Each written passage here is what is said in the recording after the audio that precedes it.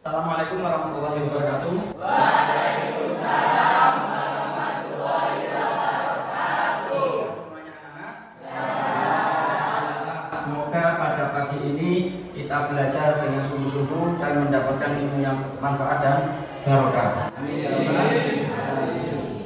Anak-anak, coba di sekitar kalian, sebelah kanan dan sebelah kiri kalian, apakah ada yang tidak masuk? Ada. Siapa? Ahmad di meja. Ahmad di meja. Selain Ahmad di meja siapa? Ya anak, pada pertemuan kali ini kita akan belajar terkait dengan proyek pemuatan profil Pancasila yang mana di sini temanya adalah gaya hidup berkelanjutan. Topiknya adalah sampahku tanggung jawabku. Apa ini? Ini adalah sebuah kegiatan yang mana setiap peserta didik akan diajarkan oleh para guru untuk cinta lingkungan. Nah, bertemakan sampahku tanggung jawabku. Berkaitan dengan topik kita, yakni sampahku tanggung jawabku, tadi yang disampaikan bahwa ada tujuan tertentu, yakni kita akan membuat sebuah proyek. Apa itu proyek? Di sini proyek memiliki tujuan agar peserta didik mampu memahami dampak dan aktivitas manusia terhadap kelangsungan kehidupan di lingkungan sekitarnya. Dan kemudian yang kedua adalah membangun kesadaran untuk bersikap dan berperilaku ramah lingkungan serta mencari jalan keluar untuk masalah lingkungan. Nanti kalian akan membuat sebuah proyek, yakni akan ada 4 kalau nggak salah. Yang pertama adalah ekoenzim, yang kedua adalah mendaur ulang, yang ketiga adalah membuat poster, dan yang keempat adalah latar belakang proyek. SMP Negeri 1 Tajinan adalah sebuah sekolah yang berbasis adiwiyata. Apa itu adiwiyata? Pada dasarnya adalah cinta lingkungan. Adiwiyata itu kita diajarkan untuk cinta lingkungan. Nah, misalkan kalau kelas kalian kotor, apa yang harus kalian lakukan? Membersihkan. Kemudian jika di depan kelas kalian itu ada sampah yang berserakan, apa yang harus kalian lakukan? Membuangnya, ditaruh di tempat sampah, disapu kemudian ditaruh di situ. Kita sebagai warga sekolah terkadang dipusingkan dengan sampah yang ditinggalkannya. Ya contohnya tadi, biasanya setiap peserta didik atau siswa ketika sedang istirahat kemudian kembali ke kelas membawa makanan. Nah, itu biasanya sisa-sisa makanannya atau sampah-sampahnya itu dibuang secara sembarangan. Hal ini bertentangan dengan ajaran Islam. Salah satunya apa? Ada hadisnya, an-nadhafatu minal iman. Kebersihan dari apa? Sebagian dari iman. Dari segi sekolahan kalian sudah melanggar aturan sekolah. Tadi apa? Adiwiyata. Berarti kalian tidak cinta lingkungan. Ketika kalian cinta lingkungan, ketika ada sampah harus kalian buang ke tempatnya. Jelas ya? Kemudian kurangnya kepedulian peserta didik terhadap kebersihan. Tadi sudah saya sampaikan. Sekali lagi, ketika ada sampah berserakan, jangan dibiarkan. Sebagai warga yang juga warga sekolah, tentu juga merasa ikut bertanggung jawab terhadap persoalan sampah tersebut. Selanjutnya adalah kita akan membahas terkait dengan tujuan dan target pencapaian. Apa yang akan kita capai? Di sini sudah ada keterangannya anak-anak. Dengan mengangkat tema gaya hidup berkelanjutan dan mengacu pada dimensi dan elemen profil pelajar Pancasila, proyek ini ditujukan untuk membangun kesadaran peserta didik tentang pentingnya mengelola sampah dan melakukan aksi sebagai solusi terhadap masalah sampah. Kalian diajarkan terkait dengan bagaimana kalian cinta lingkungan, satu.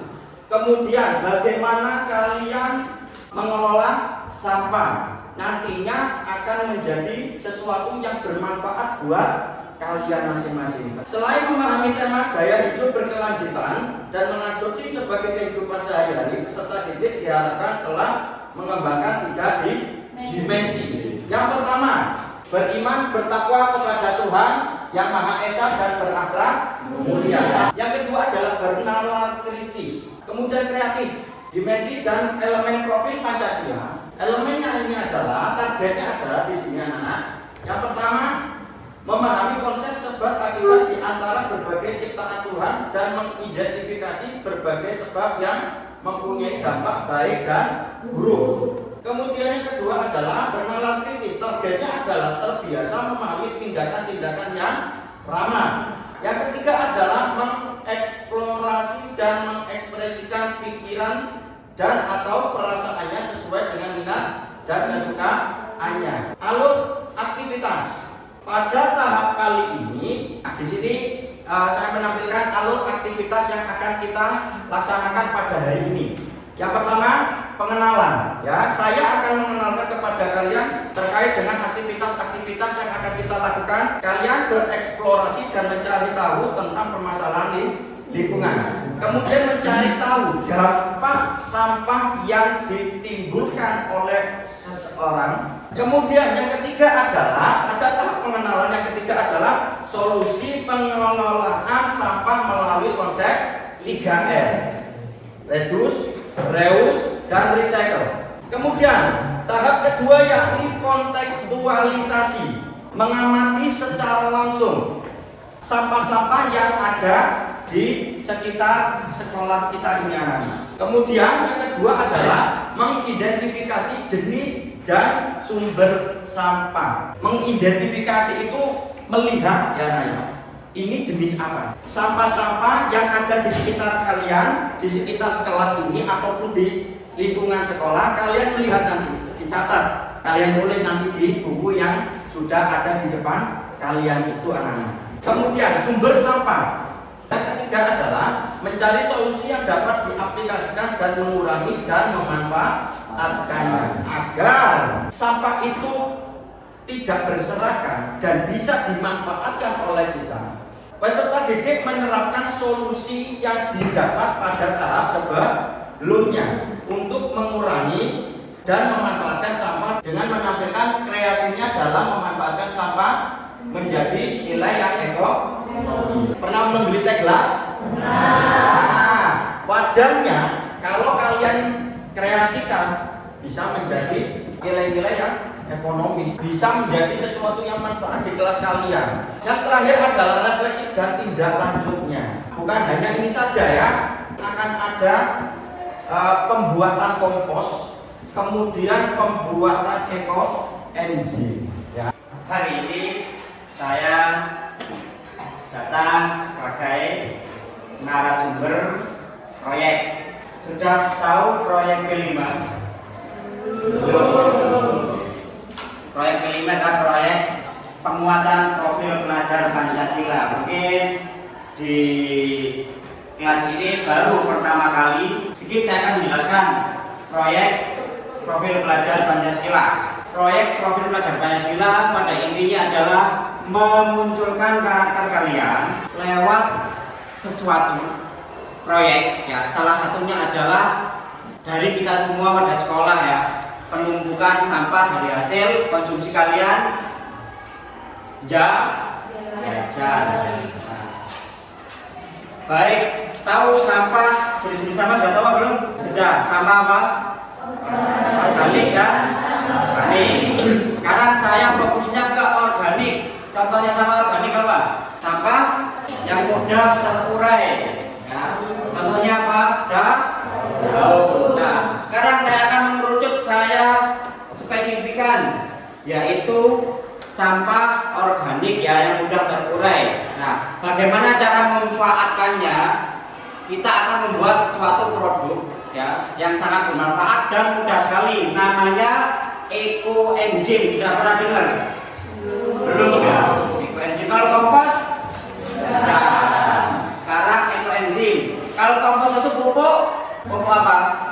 Bentuknya apa? Padat ya.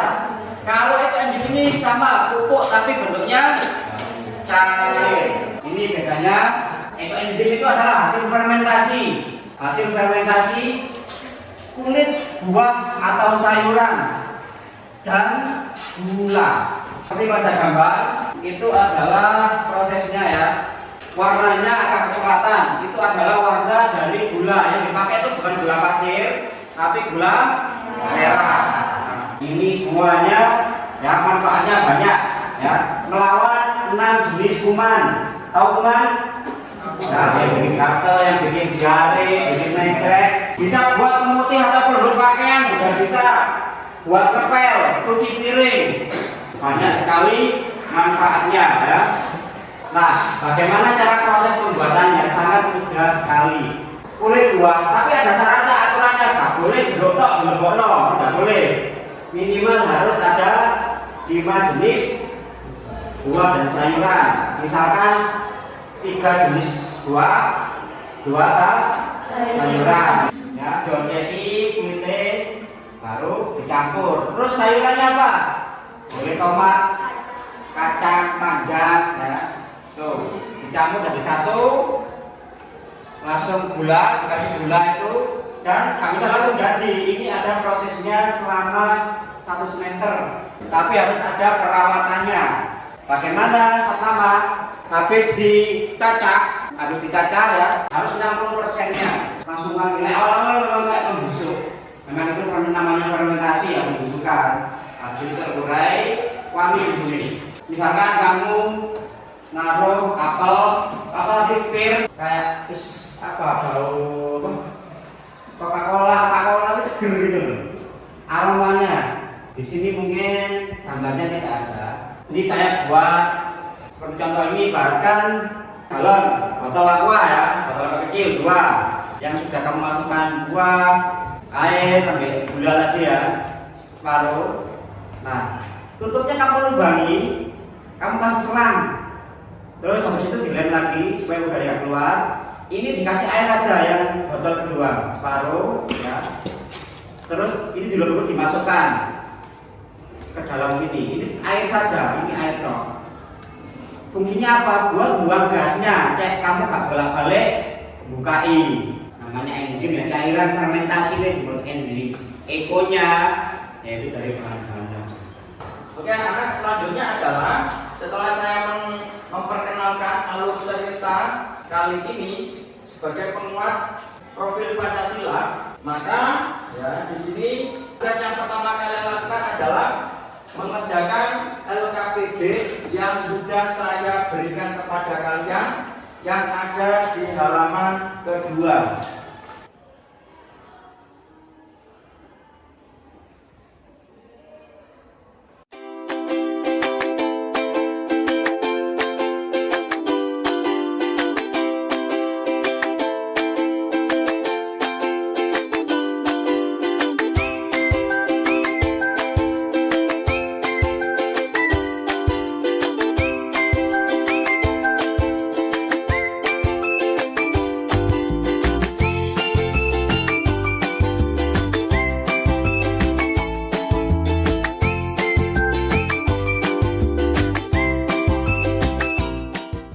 Selanjutnya adalah tugas kalian cari sampah organik dan anorganik. Kemudian kresek merah ini difungsikan untuk memasukkan sampah yang anorganik.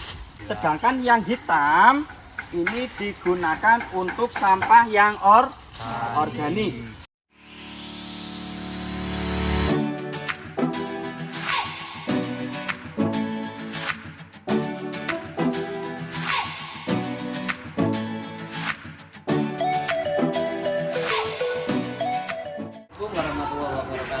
Waalaikumsalam warahmatullahi wabarakatuh. Oke, pembelajaran kita kali ini adalah proses dalam pembuatan kompos. Di mana pembuatan kompos ini kita memanfaatkan beberapa daun kering atau sampah yang ada di sekitar kita untuk kita jadikan kompos. Yang perlu diketahui dalam proses pembuatan kompos ini adalah kita menggunakan MP4P. Yang pertama kita siapkan wadah, tong segini bisa, lebih kecil bisa. Kemudian tong ini kita modifikasi, kita beri pipa di dalamnya. Pipa ini fungsinya untuk mengeluarkan gas yang nanti akan dikeluarkan oleh daun-daun yang kita tutup rapat di dalam tong ini. Kemudian di dalam pipa ini tembus keluar, fungsinya mengeluarkan, dan di dalamnya ini dilubangi pipa-pipanya ya. Kemudian setelah wadah ini tersiapkan, maka kita perlu memasukkan daun-daun kering yang ada di sekitar kita. Proses memasukkannya sudah, kemudian dari daun-daun yang sudah kita masukkan ini kita campur dengan MP4. MP4-nya kita beli di toko pertanian ya. Nih MP4-nya ya.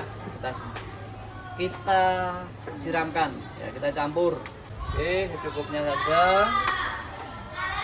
Kemudian kita aduk-aduk. Diaduk-aduk. Setelah kita aduk-aduk, kita tutup dengan rapat.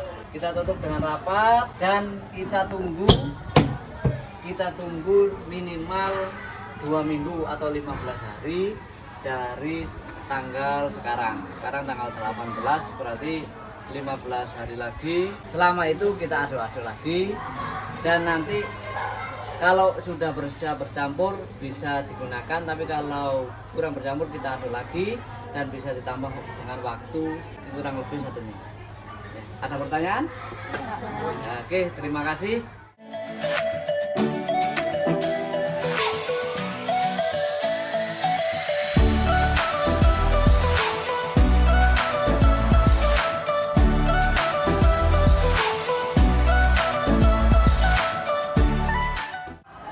Anak selanjutnya adalah pembuatan daur ulang sampah. Sampah-sampah yang kalian temukan tadi di lapangan, di depan kelas, ataupun di lingkungan sekolah yang telah kalian kumpulkan itu dijadikan sebuah karya, yakni daur ulang sampah. Jadikan sampah-sampah yang kalian temukan itu dijadikan sebuah kompos. Yang kalian buat sekarang adalah tentang anorganik. Nah, dari sampah anorganik itu kalian buat sebuah karya. Kemudian silakan kumpul dengan kelompoknya masing-masing. Silakan kumpul. Oke, silakan dikeluarkan sampah-sampah yang kalian temukan.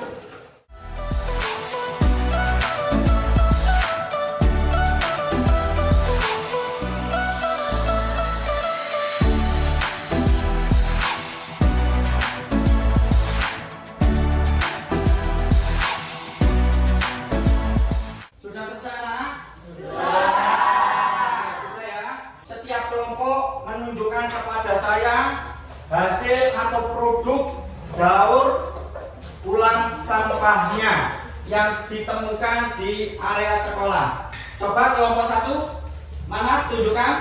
Nah, oh ya bagus.